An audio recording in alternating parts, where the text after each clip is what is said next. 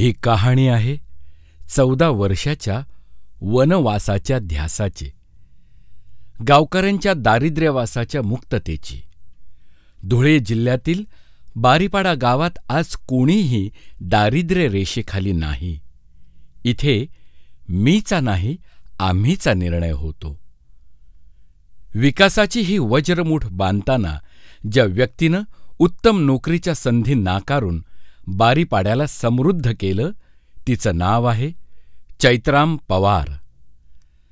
पदव्युत्तर शिक्षणानंतर आपल्या गावासाठीच काम करण्याचा निश्चय त्यांनी केला.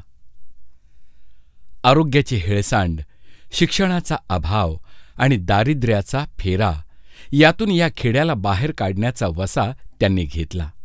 दारिद्र्यानं पिचलेल्या या खेड्यातला पहिला पदवीधर चैत्राम पवार यांनी जल, जंगल, जमीन यांचं नातं जोडलं, वाढवलं आणि जोपासलं. ऱ्हास होणाऱ्या जंगलाचं आणि जंगल संपत्तीचं महत्त्व पटवून गावकऱ्यात जागृती निर्माण केली. जंगल संरक्षण समिती स्थापून कार्यारंभ केला. प्रत्येक गावकरी आलटून पालटून त्याचा सभासद झाला. सर्वानुमते निर्णयाचं धोरण ठरलं आणि गावाच्या विकासाचा रथ डौलानं दौडू लागला. 450 हेक्टर जंगलांचं संरक्षण आणि संवर्धन घरटी 3 रुपये वर्गणी काढून सुरू केलं. मग विविध प्रकारांची जोड घेत शून्यातून समृद्धीकडे वाटचाल सुरू झाली.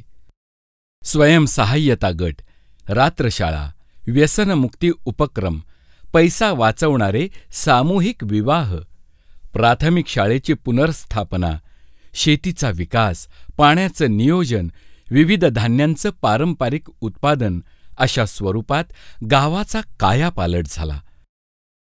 वनवासी कल्याण आश्रम, जनसेवा फाउंडेशन तसेच नजीकच्या स्वयंसेवी संस्थेचे आनंद पाठक आणि रवी सहारे यांच्या सहकार्यातून नव्हत्याचं होतं करून दाखवणारे हात आहेत चैत्राम पवार यांचे.